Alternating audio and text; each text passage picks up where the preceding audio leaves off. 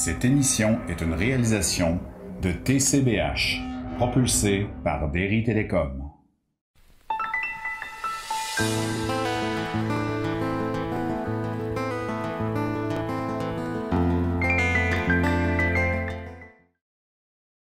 Bonjour, nous sommes aujourd'hui, nous parlons toujours de l'Égypte intérieure et nous étions rendus à la 7e plaie. Et à la 7e plaie, le symbole, c'est la grêle.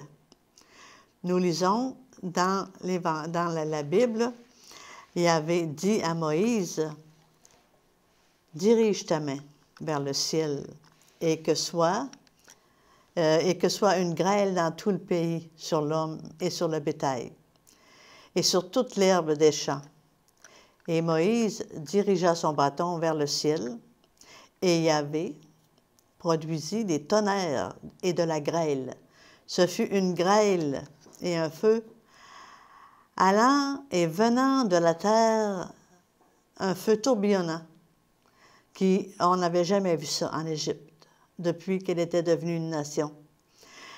La grêle frappa dans tout le bétail, dans toute l'Égypte, et dans les champs, depuis l'homme jusqu'au bétail, toute l'herbe et tout arbre des champs furent brisés.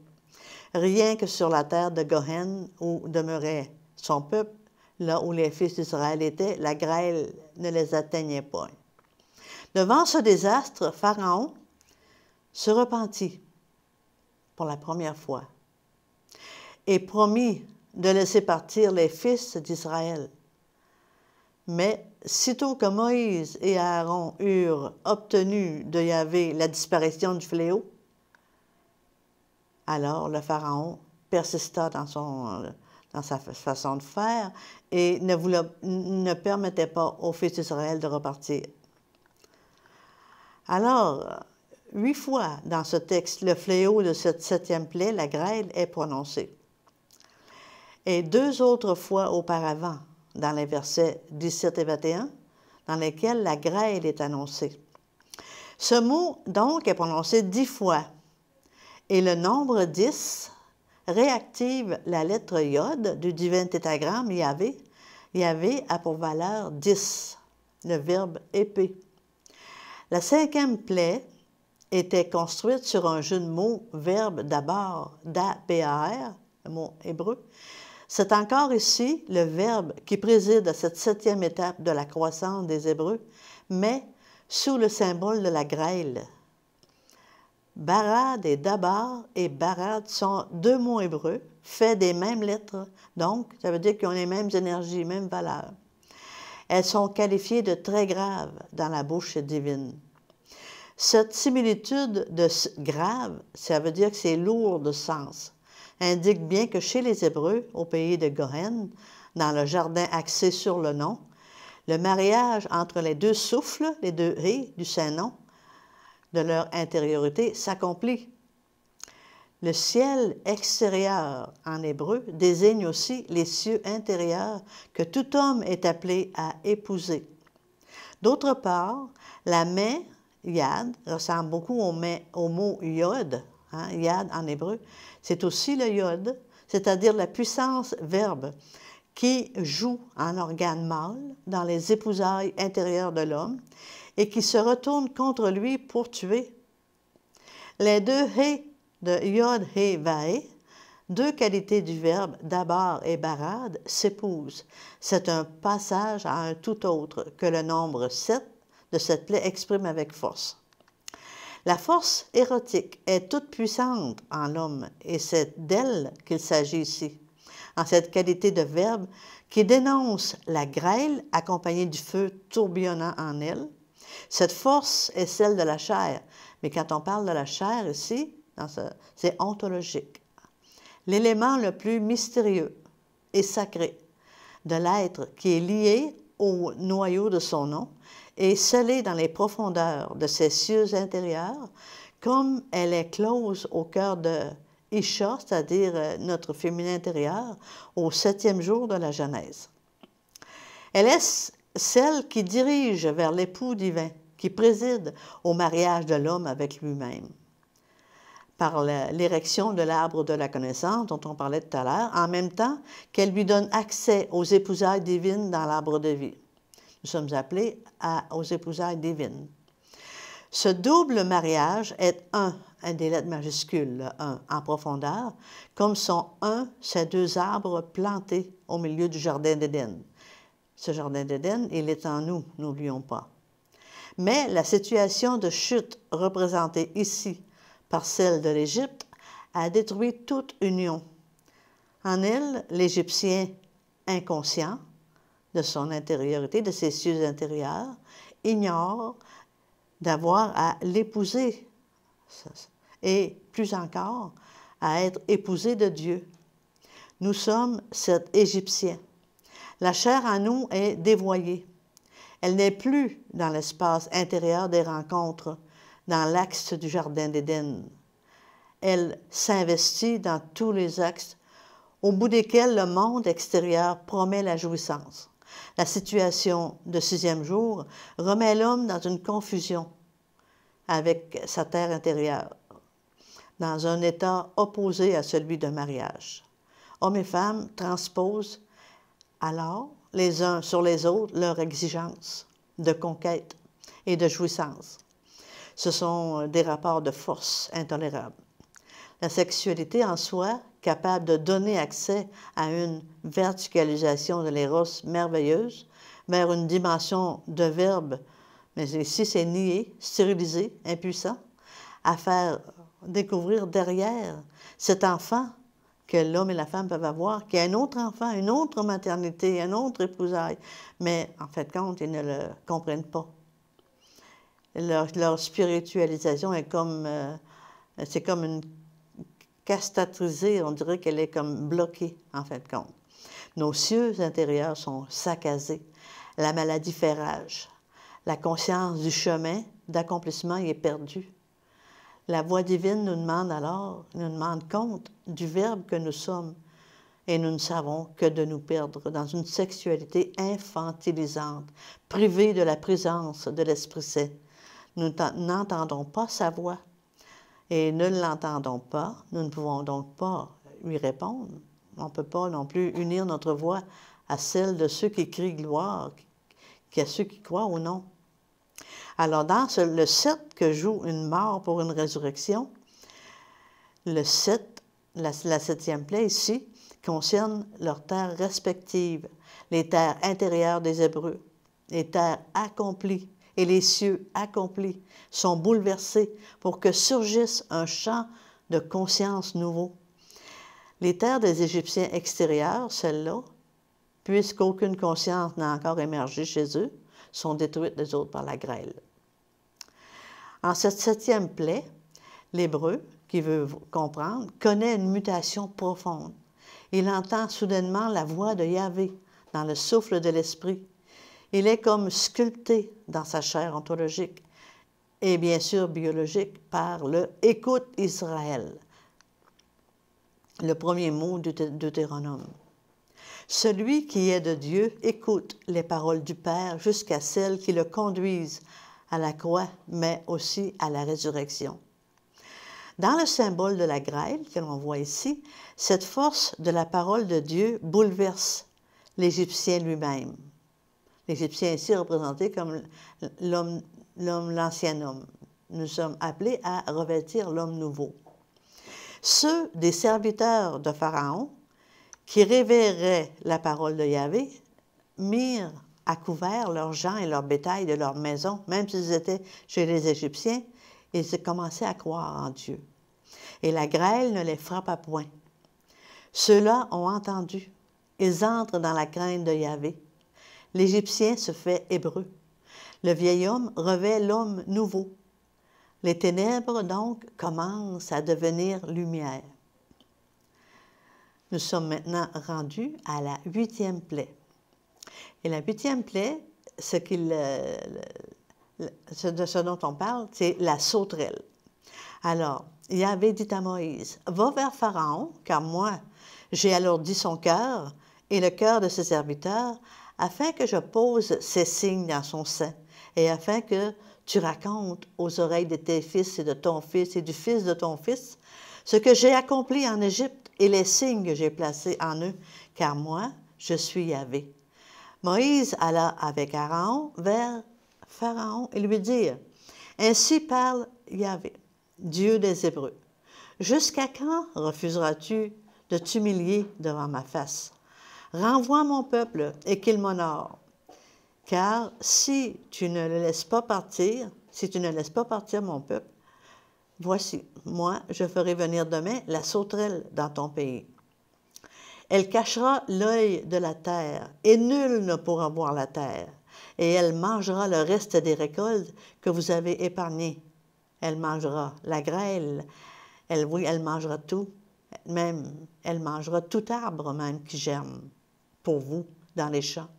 Elles rempliront tes maisons et les maisons de tes serviteurs et les maisons de toute l'Égypte, de telle sorte que tes pères les pères de tes pères n'ont jamais vu cela depuis le jour où ils furent sur cette terre jusqu'à ce jour. Et cela fut ainsi. Il devient de plus en plus certain que ces signes sont ceux des forces de croissance du Saint-Nom dans le cœur des Hébreux et aussi ce démon ravageur chez les Égyptiens. Chaque plaie est œuvre de transmutation pour que tous les humains s'accomplissent. Les épreuves intérieures sont certainement en cours chez les premiers, les Hébreux, pour les faire accoucher d'eux-mêmes dans l'axe du Saint-Nom, alors que chez les Égyptiens, ces mêmes énergies qui ont-elles vocation d'enfantement, ont certainement vocation d'enfantement, mais sans fenêtre ouverte vers les plans supérieurs de l'être, elles ne peuvent pas s'agrandir, car le mot fenêtre s'impose dans ce qui clignote derrière le nom de la sauterelle. La sauterelle veut dire, c'est Aroubeb, ça veut dire fenêtre. Une fenêtre, c'est une ouverture. Alors, en cette lumière épreuve, en cette 8e plaie, il s'agit de la sauterelle. Donc, la lumière doit se faire de plus en plus urgente, de voir clair. Elle est nommée au singulier ici, mais elle va le devenir au pluriel. Alors, lorsqu'elle remplira toutes les maisons d'Égypte, elle est comme un collectif exprimant une effrayante multitude qui fait penser aux démons des évangiles, auquel Jésus demande quel est ton nom, puis il répond nous sommes légion, nous sommes nombreux. La sauterelle, dit le texte, va cacher l'œil de la terre ou sa profondeur. Il semble que nous soyons en cette envahisseuse devant le démon qui fait accoucher à de fausses lumières, lesquelles cachent la vraie lumière. Et le Christ disait quelque part, « Ah, si les enfants de lumière étaient aussi rusés que les enfants des ténèbres. » La sauterelle joue le rôle du démon dévoreur. Et ici, dévoreur de ce que la grêle a laissé. Or, la grêle avait détruit toutes les récoltes, à l'exception de quoi? Du blé noir. Pourquoi? Parce que le blé noir, lui, est tardif. Donc, la grêle ne l'avait pas détruit parce qu'il n'était pas encore levé. Il n'avait pas encore poussé au moment où avait agi cette première dévastatrice. Si ces différentes herbes des champs symbolisent les énergies divines qui ont leur correspondance en l'homme, dans une multitude de richesses, le blé, lui, au milieu d'elle, correspond, lui, au germe du Fils, qui est appelé à faire grandir jusqu'à sa dimension de verbe. La grêle avait dénoncé la destruction de bien des richesses intérieures chez l'Égyptien, mais le noyau de son être, l'œil de la terre, de sa terre, image de Dieu, qui est dans le symbole du blé, qui n'a pas été agressé par la grêle, était encore vivante. Et voici que la sauterelle veut en dévorer le germe. Celle qui porte en elle les éléments de fenêtre devient alors fausse lumière. Ruse et astuce du démon le plus rusé qui soit. Ça, c'est l'illusion de la bonne conscience. La bonne conscience qui prend la place de la conscience est une trompeuse banale, mais d'autant plus tenace et répandue que justement, elle est banale. On pense banale. Elle auréole l'autosatisfaction stérilisante. Le courage, voire l'héroïsme, les bonnes œuvres et tout le reste sont des alliés. On pense qu'on a une bonne conscience. Mais la sauterelle est beaucoup plus subtile que ça lorsqu'elle prend l'habit des faux prophètes, qui ressemblent fort à ceux dont le Christ parle dans l'Évangile, que l'on appelle celui de la fin des temps. Ceux-là se présenteront sous son nom disant « Je suis ». Ils égareront les gens et, plus loin, ils s'élèvent en faux Christ et de faux prophètes qui produiront des miracles et des prodiges pour égarer, si c'était possible, les élus eux-mêmes. Vous avez ça dans Marc, chapitre 13, au verset 22. Ayant recours aux techniques extérieures seules, les sciences psychologiques sont aujourd'hui en partie piégées par ce démon. Surtout ces sciences qui se sont émancipées de leur tutelle parentale et qui ont éclaté dans le New Age. Elles n'ont pas encore trouvé le fil conducteur d'une logique interne capable de conduire l'homme, avec un grand H, l'homme ontologique, jusqu'au bout de lui-même, au logos, au verbe. Elles peuvent conduire à des illuminations, bien sûr, dont les sujets sont incapables de discerner s'il s'agit d'illusion ou de réalité. Les maîtres spirituels connaissent bien l'immense danger de ces pratiques qui peuvent conduire même à la folie. Dans le meilleur des cas, il peut s'agir d'une expérience lumineuse qui, selon les lois ontologiques, précède nécessairement le chemin des morts renaissantes intérieures, mais dans ce cas, l'expérience exige aussi nécessairement de prendre ce chemin et le sujet, ne le sachant pas, non seulement ne le prend pas, mais se croit arriver. Le germe du Fils est alors stérilisé. Ces techniques, sans le savoir, mais ceci est d'ordre diabolique, violent la grâce divine qui seule opère toute guérison. Enfin, la sauterelle ruse pour séduire non seulement les sciences, mais les psychothérapeutes et analystes eux-mêmes. Car le vrai thérapeute est là pour relier l'homme à son nom, un nom majuscule, et l'aider à faire ancrage en lui avant de commencer le chemin. Ce travail intérieur est le travail de ses épousailles avec sa terre intérieure, la mère des profondeurs de son être. Nul ne peut être épousé du Père s'il n'a tout d'abord épousé la mère des profondeurs de son être. Alors, si la sauterelle fausse lumière, s'est fait fausse lumière, dévore ici l'Égypte, Jean le Baptiste, lui, se nourrira de sauterelles. Celui qui, dans le ventre de sa mère, sera visité du Saint-Nom. Il aura la force, il est visité du Saint-Nom. Il va se nourrir, mais de quoi? De la splendeur du Saint-Nom. Donc, pour lui, la lumière s'ouvrira sur la vraie lumière. Maintenant, nous passons à la 9e plaie. La 9e plaie, on parle des ténèbres.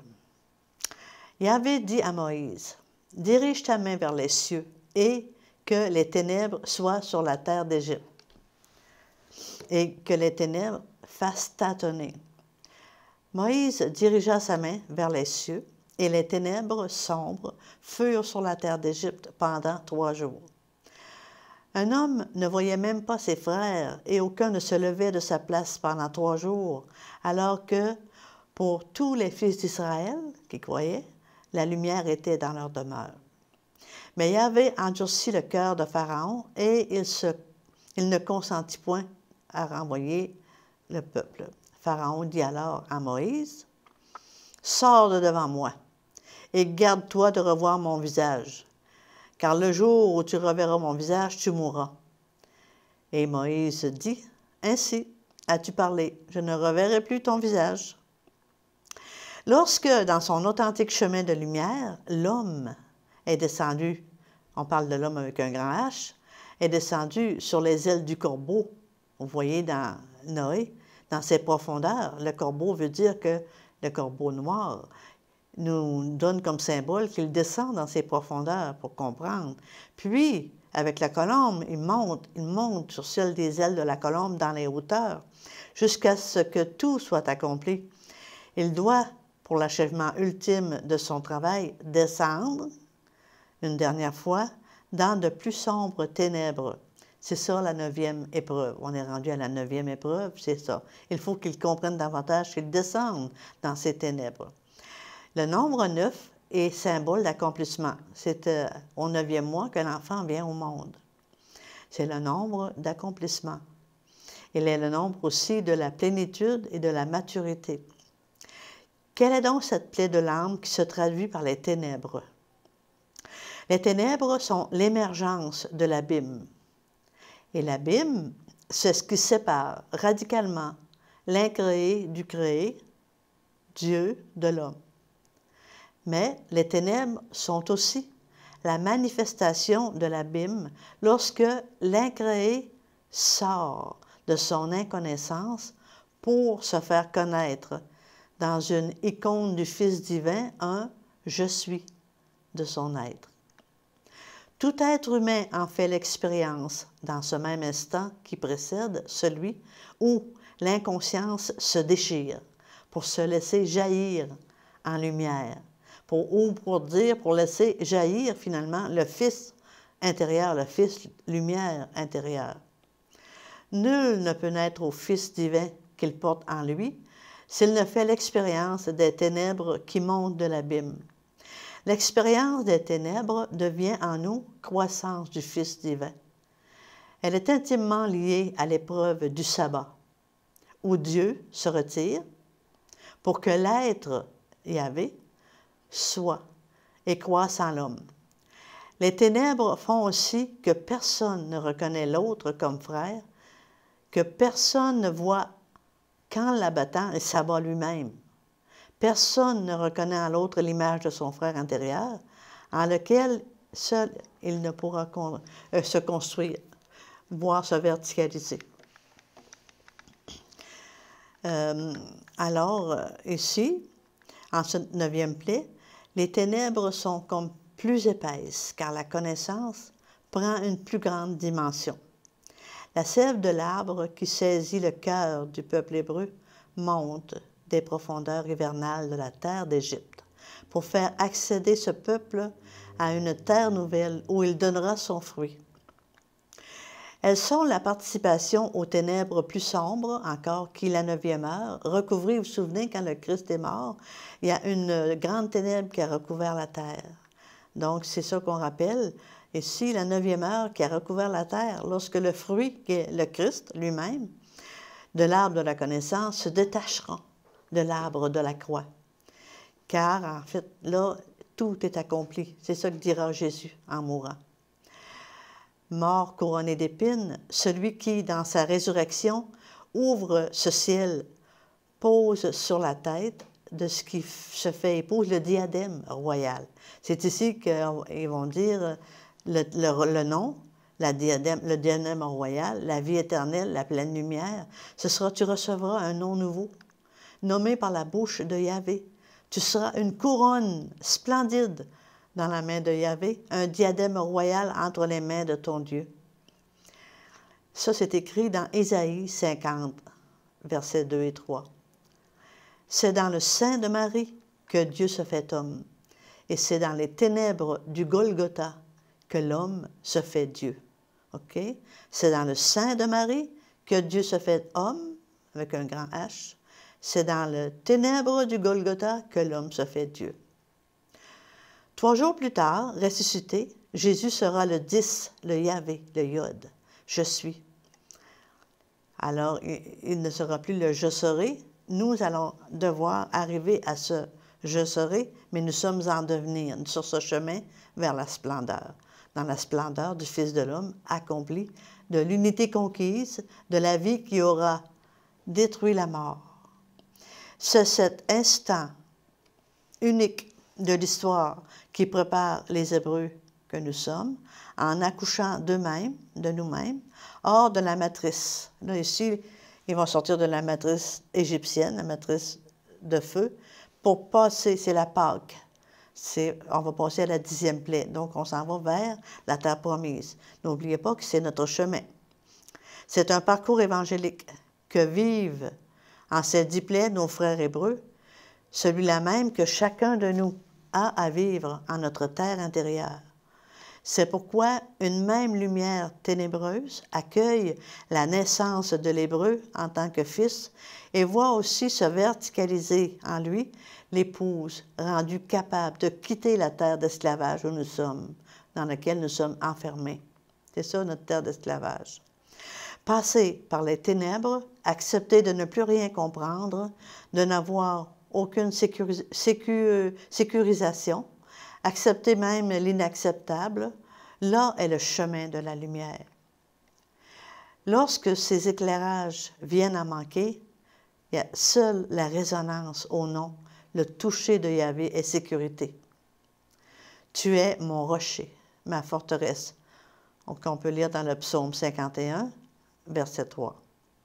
Alors, des noces de Cana à la résurrection, le Christ a porté en archétype à son accomplissement total le grand œuvre de l'humanité que nous sommes, sur un plan mythique, peut-être commencé par Noé, ébauché historiquement par son peuple Israël, et que notre histoire actuelle a pour vocation de conduire à sa véritable réalisation universelle. Nous avons la dernière plaie maintenant, la 10e. Alors, la 10e plaie, c'est la mort des fils d'Israël. La mort des fils aînés et des animaux des premiers-nés. Nous voyons, nous pouvons lire dans l'Exode.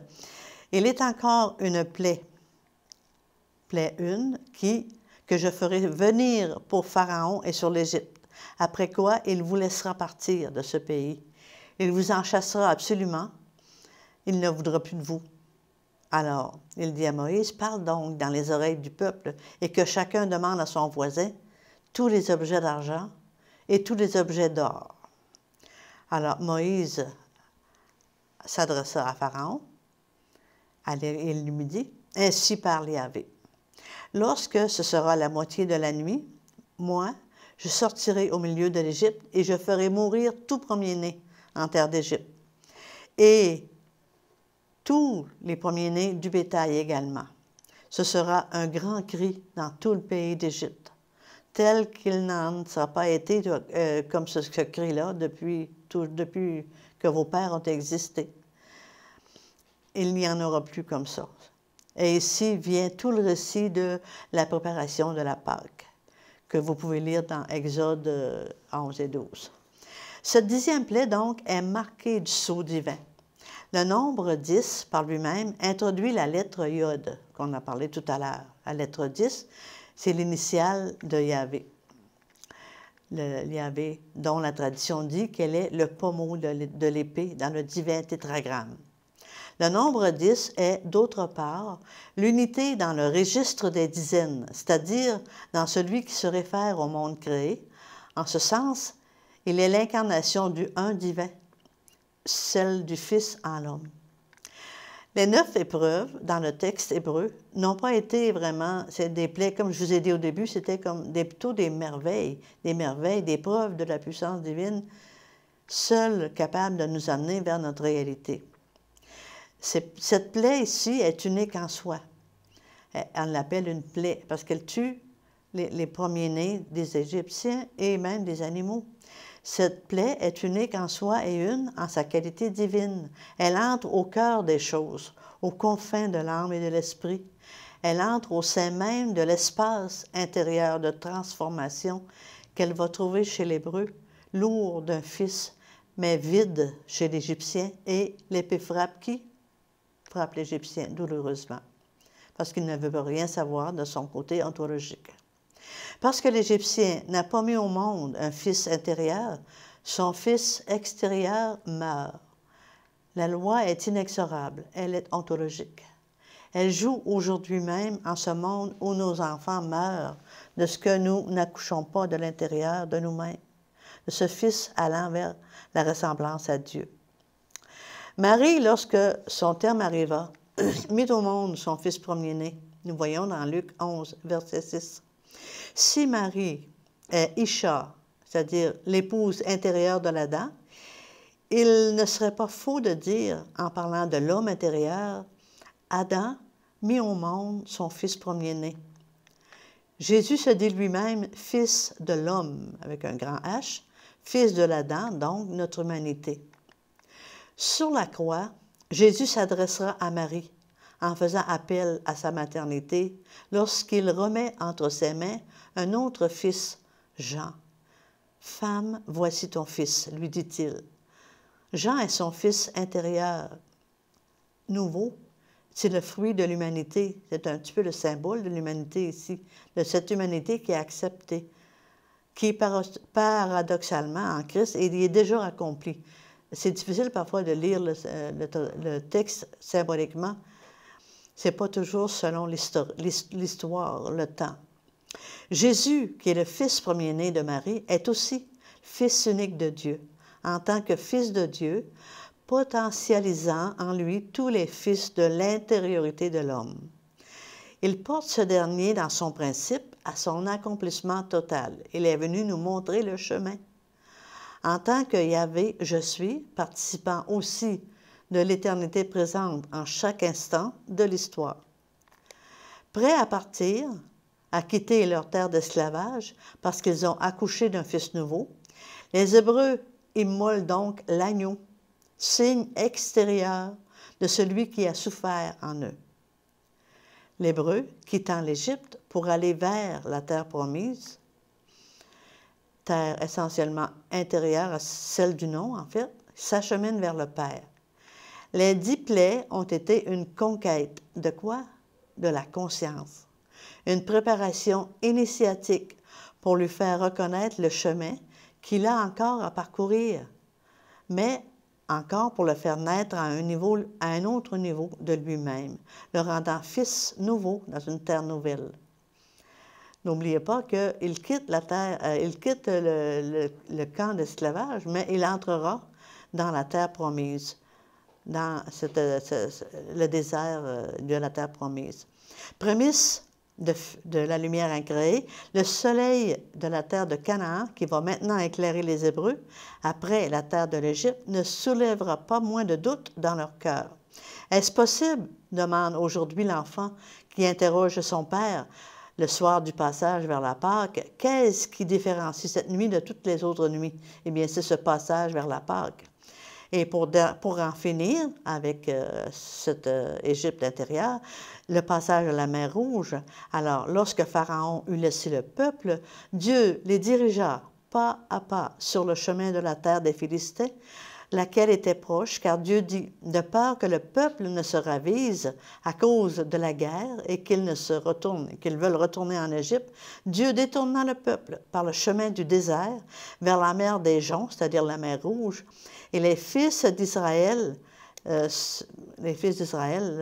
s'élevèrent, en tout cas, et les fils d'Israël s'élevèrent de la terre d'Égypte par 50. Et puis là, Moïse, avec lui, il a pris les ossements de Joseph, qui était celui qui les avait sauvés, car celui qui avait fermement adjuré le fils d'Israël en disant « Certainement Dieu vous visitera un jour et vous fera sortir de cette terre d'esclavage. Alors tu apporteras mes os avec toi. » Donc Yahvé marchait devant eux le jour dans une colonne de nuée pour leur indiquer le chemin, et la nuit, c'était une colonne de feu. Alors, avec Myriam, la prophétesse, sœur de Moïse et d'Aaron, j'aimerais prendre mon tambourin et chanter et danser la gloire de Yahvé, qui sauve son peuple, et exultant au cœur de la rupture de toute forme pour accueillir la vie dans l'impossible devenu réel. Car ce qui vient de se passer est tout simplement prodigieux. Le prodige devient merveille pour l'Hébreu, mais abomination pour l'Égyptien qui ne veut rien savoir.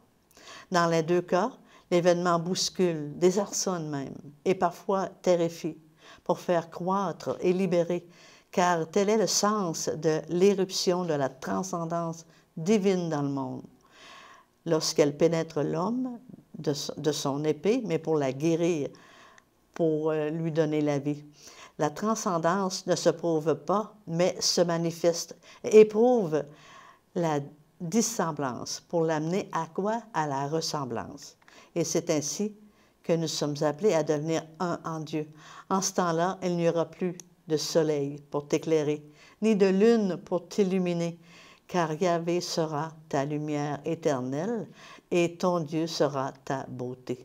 Voici ce que je peux en dire de cette Égypte intérieure.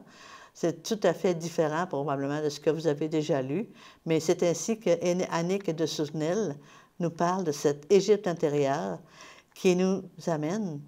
Et c'est le grand rire aussi. Le rire sauveur, c'est le rire, le Christ qui vient finalement. Le rire d'Israël qui est sacré. Il domine la révélation biblique depuis la naissance d'Isaac, qui voulait dire il rit, le fils d'Abraham, jusqu'à la résurrection du Christ. C'est ça le grand rire, un rire sauveur, un rire de résurrection. Merci et à la prochaine.